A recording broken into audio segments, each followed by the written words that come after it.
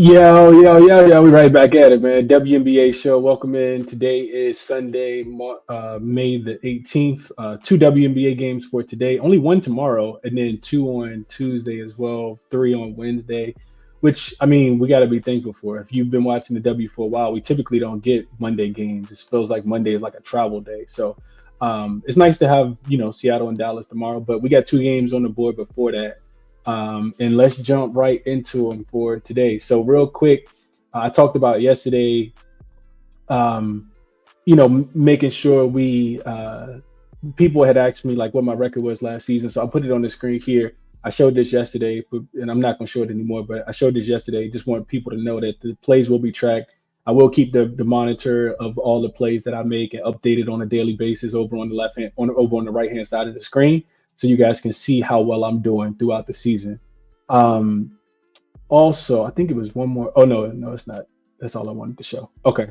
All right. So as far as yesterday was a bad day for me, man.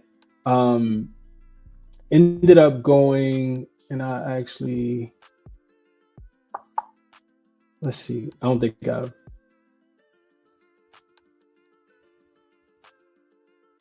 do I know what I did wrong? I do know what I did wrong. So the recap should already happen. All right, so let's go back one before we talk about jaXon. So yesterday I did the live stream with the Aces and the Liberty game. Didn't bet the game before, heavily leaned towards Aces. They ended up getting smoked in the game. But third quarter, we played live at halftime over 43.5. They ended up with 41 points, I think. I think Asia missed a three.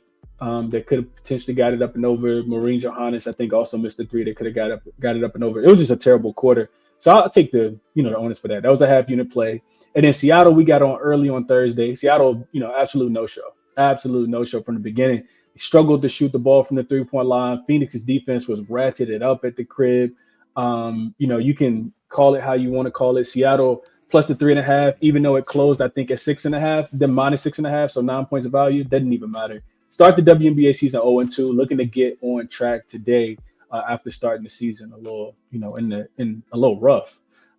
Let's go through real quick and see what you guys, if anybody made plays yesterday, and then we'll talk about the games for today, and I'll tell you guys what jaXon like as well.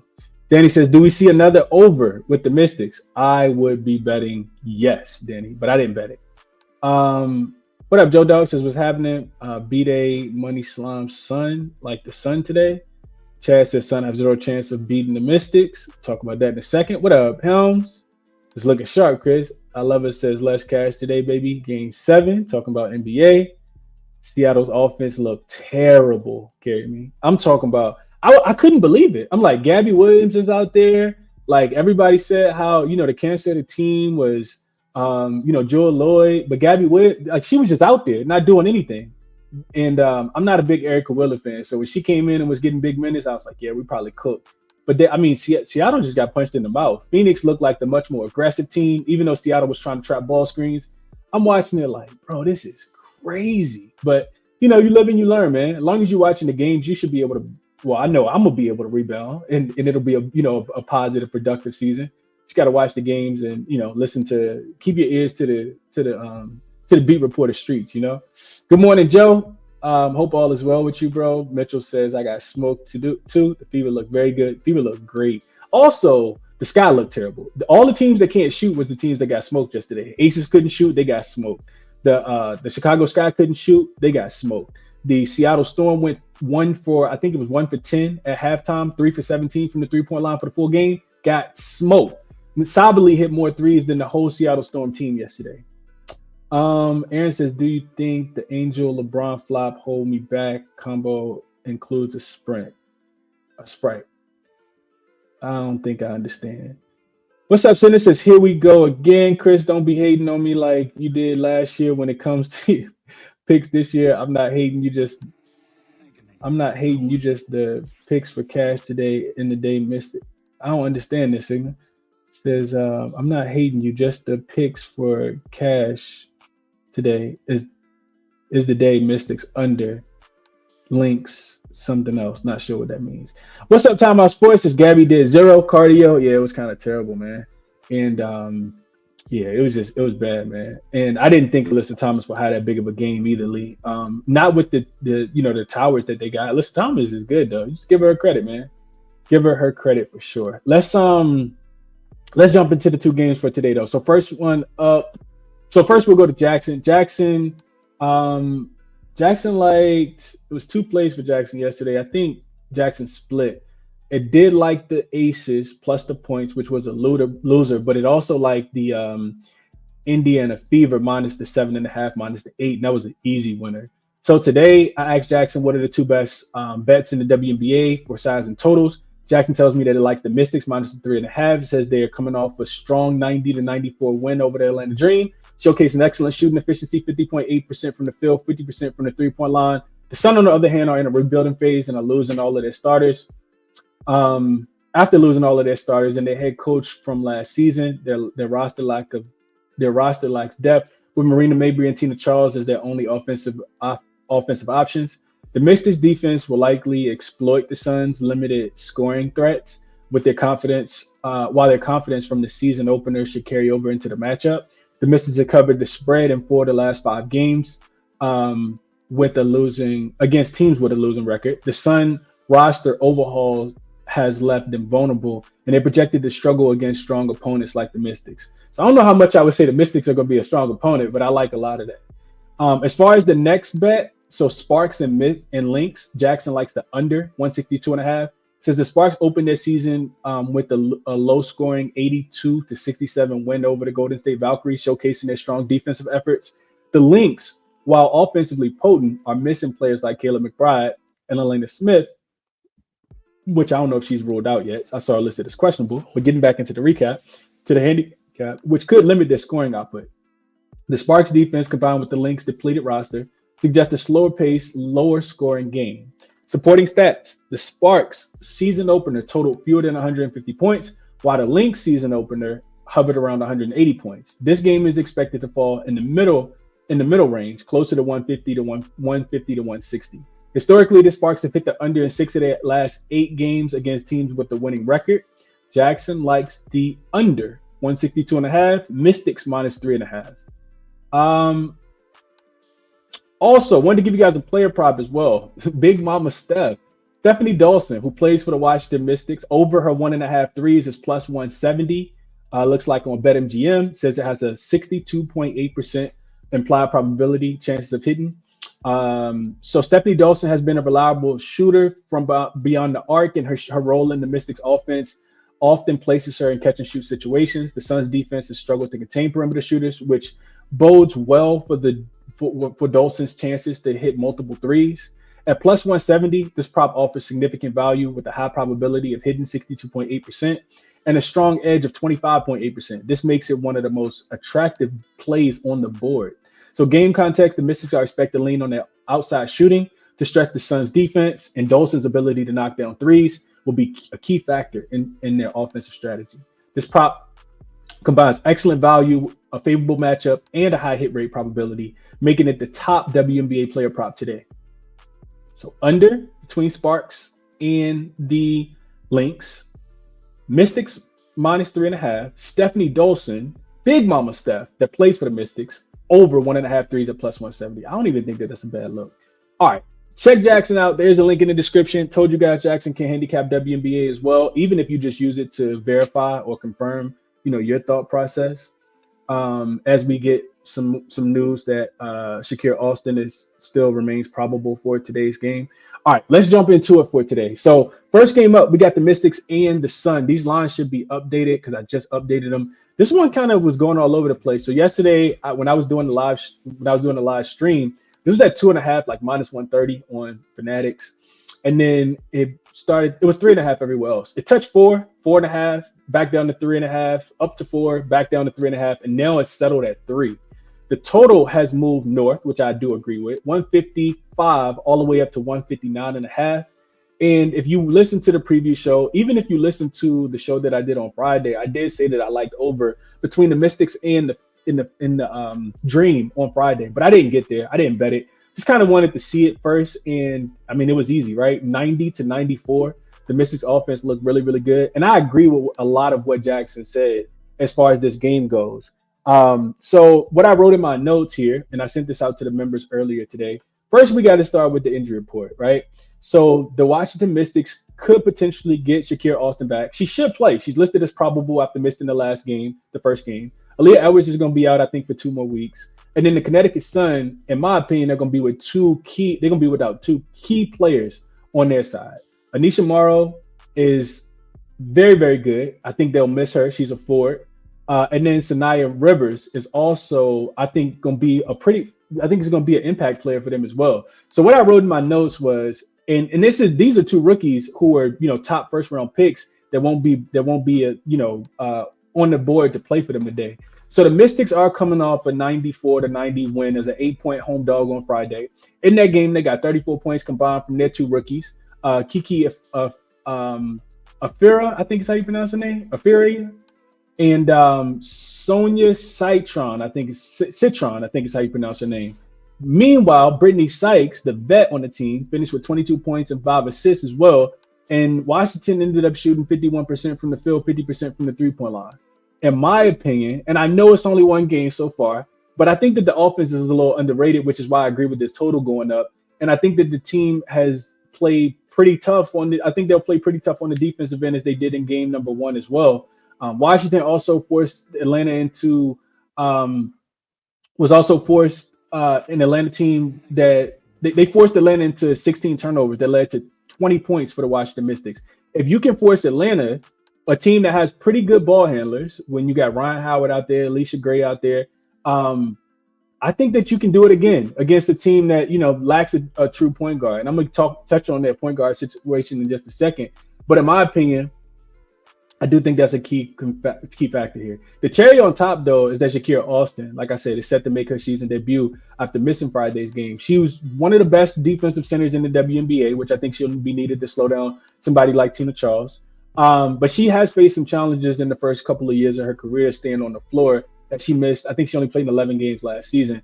But in those 11 games, she averaged 12 points and 7 rebounds to go along with a block per game. I think that's going to be significant, and I think that she definitely makes this team better. The Connecticut Sun, on the other hand, they returned. I talked about this in the preview.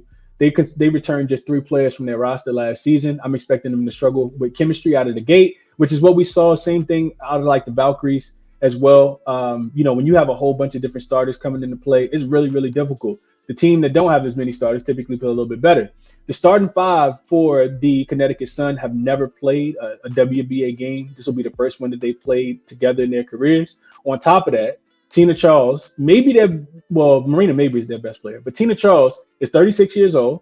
Olivia Nelson-Ododa was a reserve last season. She didn't play any games. She didn't start any of the games, but she's projected to start today. Lindsay Allen, who is a decent defensive player in my opinion, her time in Minnesota, she plays some defense, but she can struggle to score the ball consistently on the offensive end. And then you got JC Sheldon, who was serviceable for the Dallas Wing last season, but she's not a really good defender either. So I am expecting Washington to be able to win this game. I'm not going to go out. I think, like I said, I'm expecting Connecticut to struggle to score the basketball, to turn the ball over often, even at home. Like I said, Anisha Morrow, Sanaya Rivers, I think both being out for Connecticut definitely, they're going to struggle with depth at the forward and the point guard and at the guard position in general. I thought with Washington winning as a dog in the first game, it might be wise to potentially fade them in this spot, potential letdown spot going to Connecticut. However, I think that, like I said, in game 1, it probably gave them some confidence and some rhythm for the team. And in my opinion, Atlanta is a lot better than Washington. Atlanta is a lot better than Connecticut is as well. That team that they played on Friday. And when I looked at it from a SDQL perspective in the database, game 2 favorites who won the first game of the season as a dog, and they typically perform well in game 2 as well. Maybe the books haven't caught on quite yet. They're 6-2 straight up and against the number. Washington, don't get it twisted. I don't want you guys to think I'm going to be betting on Washington a lot this season, especially laying points with them and on the road. That's not a winning proposition in my opinion, but I will do it in this spot. Connecticut, like I said, projected in my opinion to be a bottom 2 team in the league. I'll take a stab. I took a stab. I bet Washington minus the 3.5. You can get a better number than me because this is moved against me. Move to 3, and we shall see how it goes in this game. The reason why, and the last thing I'll say before I go through the comments, The reason why I didn't bet the total is because I honestly think that Connecticut can struggle to score the basketball. Similarly to the game between the Indiana Fever yesterday and the Chicago Sky.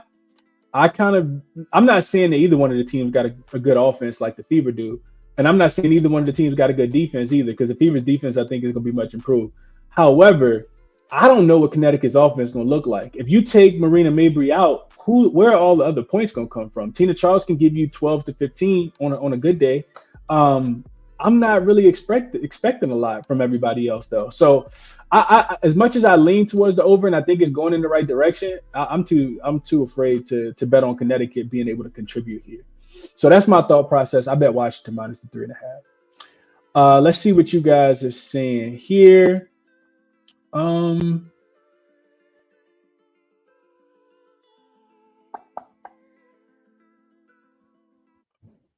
Appreciate you, Jay, for typing in, bro.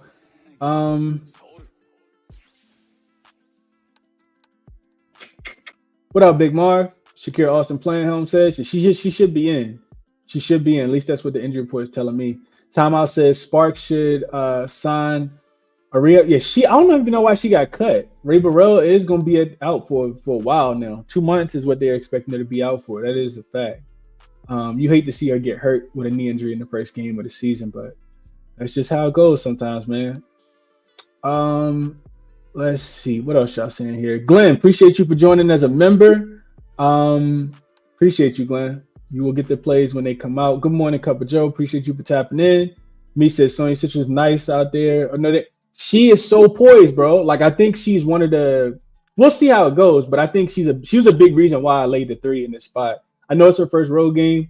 I don't know. I just kind of believe in Washington. They against Connecticut. Let me say that. I don't believe in Washington. I believe in them against Connecticut, though. Let's see.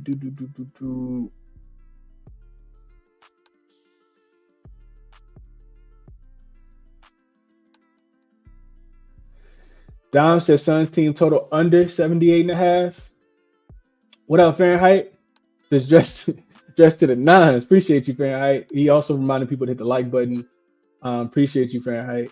Mystics minus 2.5, minus 115 on BetMGM.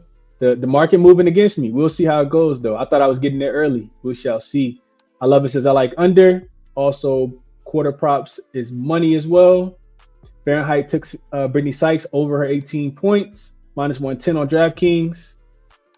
Since she played 37 minutes, only went 6 for 20. Yeah, I did look at that in the box score. 22 points in the last game. Leads the team in points, minutes, shots, threes attempts, assists.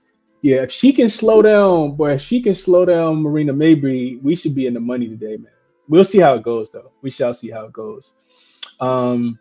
Citron as well, 11 points. She did have 19 in game 1. Looking for her to run it back. So Carrie says, doesn't Tina Charles cook rookie? She does, but if Brittany Sykes, if Shakira Austin comes back, Shakira Austin been in the league since 2022. So she's not a rookie. She's one of the better defensive centers in the league. We'll see how it goes, though. Tina Charles could have a big game today. We shall see. I just think the Mystics gonna win the game by 4 though. So I did bet. I think I got a 3.5 is what I sent out to the members. Because that's what the line was yesterday. Let me just double check. That sucks that I'm getting the worst. I'm getting the worst of the number, but I still believe in the Mystics in this spot.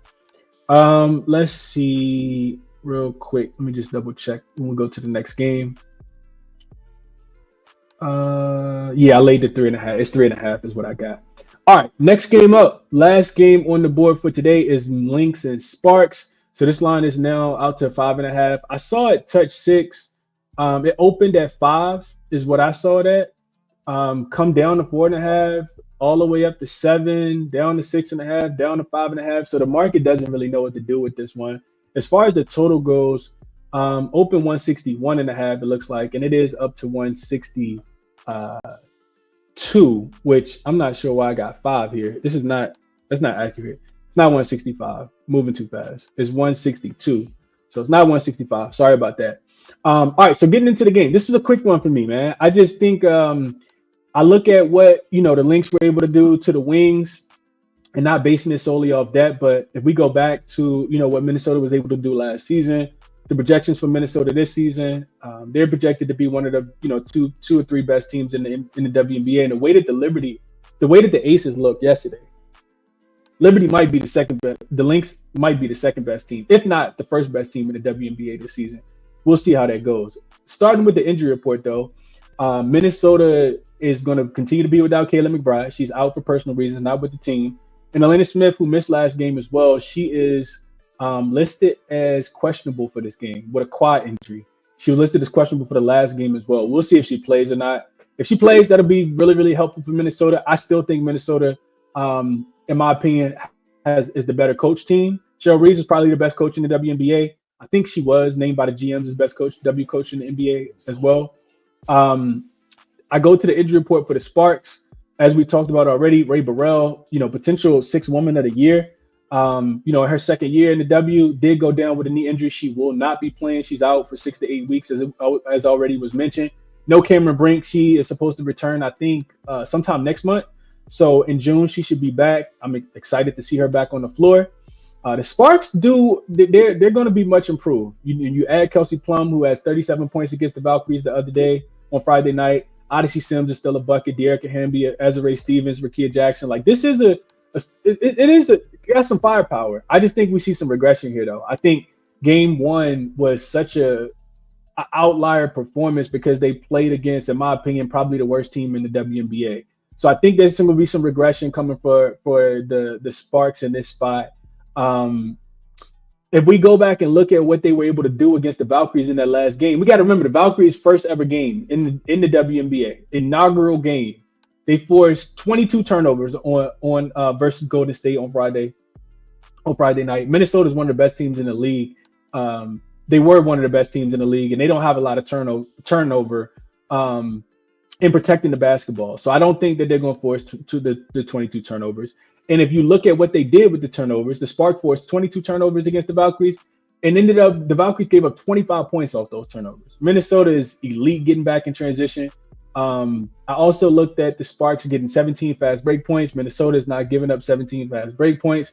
I think that they struggle. I do think that they struggle. Kelsey Plum is good. Don't get it twisted. Is there potential for her to go off? Yes, but in my opinion, somebody still got to slow down feet. Courtney Williams is still out there. If Elena Smith comes back, that's really, really good. I just kind of feel like based on what we saw in the first game, it would make sense for a lot of people to be like, oh, the Sparks getting 5.5. I'll take the Sparks in this spot because of what they did to, like I said, one of the worst teams in the WNBA, the Valkyries this season. So I did lay the 5 with the Spark. I laid this 5 with Minnesota in this spot. On 2 favorites today. We'll see how it goes. I bet the Sparks. I keep saying Sparks. I bet Minnesota minus the 5, though. I think they can get the job done. If Elena Smith comes back, that's even more. That's extra. So we'll see. Really quick handicap there, though. Let's see what you guys have here, and then we'll get into a quick recap and get up off of here. Let's see. On the low says took the first half, missed minus 1.5 for the Mystics. They're a great first half team last year. They've been a great first half team for quite a while, but it's a little bit different this year. We'll see how well they do in the first half, but it's been different. They got different head coach, all different players outside of Brittany Sykes. There's no Ariel Atkins. Shakira Austin is still there though, but yeah, they're missing a lot now. Texas Star says Connecticut not going to be able to keep up with the fast guard Brittany Sykes, and I agree. Brittany Sykes should go crazy. I like to play from Fahrenheit. He also likes Tina Charles to get 16 points and 128 on FanDuel. Leading her team in shots both times. Is Big Tina or nothing? I would agree. Marina Mabry, I guess, could hit some threes, but Shrikin says, give me Lynx. People overreacting to the Sparks winning versus the worst team. I agree with that. Picks Mystics under Lynx, later points, and a parlay is plus money. No parlays for me, but best of luck. 77 Biggest says, I'll take Becky Hammond as the best coach. She was under Pop for 6 years. I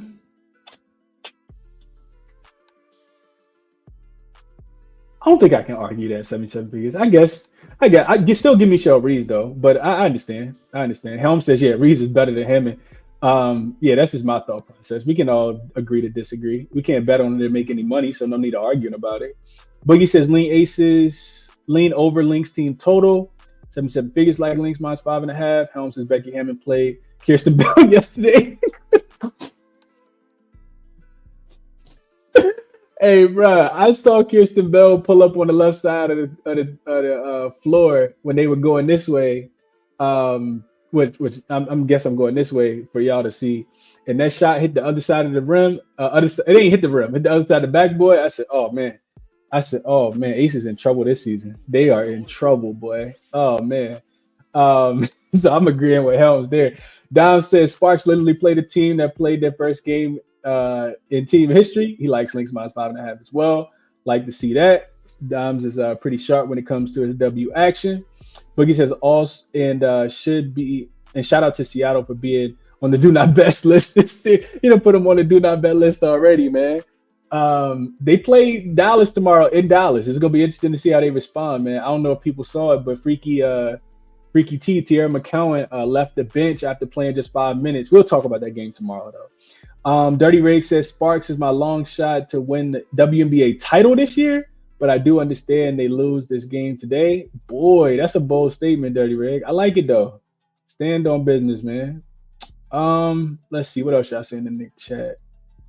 Really playing for guards. Carry me says, and it says I watch Cal and Pick Dogs scramble up your own eggs the way you like it. I'm not sure what you're talking about there, but yeah, that'll be the show for today, man. Real quick and short. I bet both of the favorites. I got a 3.5 and a 5, man. I didn't even look in towards any player props, but I will say this: if Elena Smith doesn't play, I can see Fee having another big game. Matter of fact, before we close the show out, let's just go over to Outlier because I do want to. I didn't even look at Fee's prop on Friday night. I don't think the Sparks are going to be that great defensively either. So let's just go look at that real quick. All right, so on Outlier, there's a link in the description where you guys can get a 7-day free trial link if you're interested. Let's let this upload. All right, let's go with Nafisha Collier. Her points prop is listed at 23.5. She had 34. Let's see, head-to-head matchups. She has done well against them. Both games last season, she dropped 25 and 30. Yeah, I just feel like first of all, like Fee's the player on the team that is. I mean, of course she's the leader, but she also is going to contribute on the offensive end. If we look at who was able to get buckets against the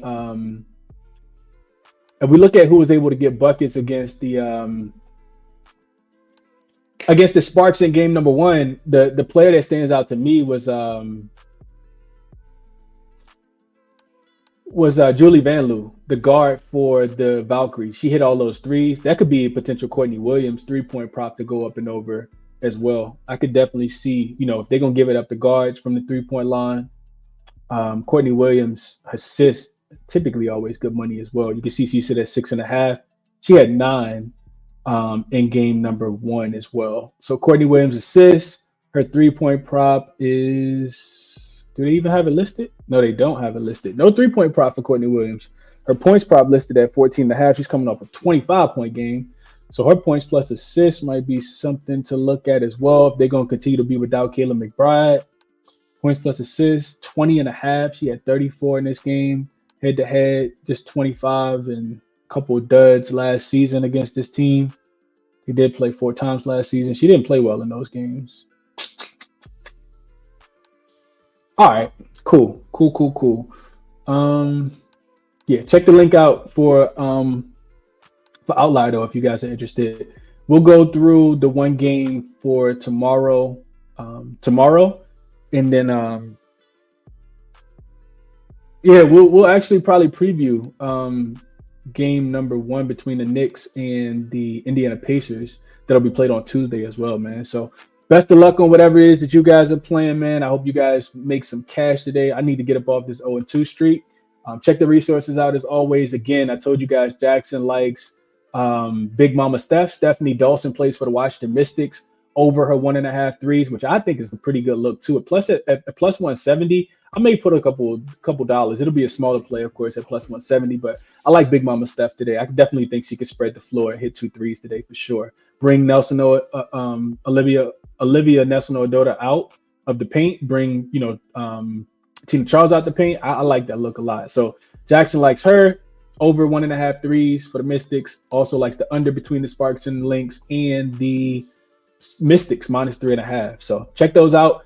Moneyballer, I'll probably bring it up as we start to get a little bit more data, but Moneyballer is another resource that you can use to handicap the W as well. Check out OddsJam. And if you need a new sportsbook, there's a link in the description for that as well. Nice, great way to show some appreciation to the show using that link to sign up. Best of luck on whatever it is you guys are betting, man. Enjoy your Sunday. I will catch you guys in the next one. Enjoy the games. I'm out.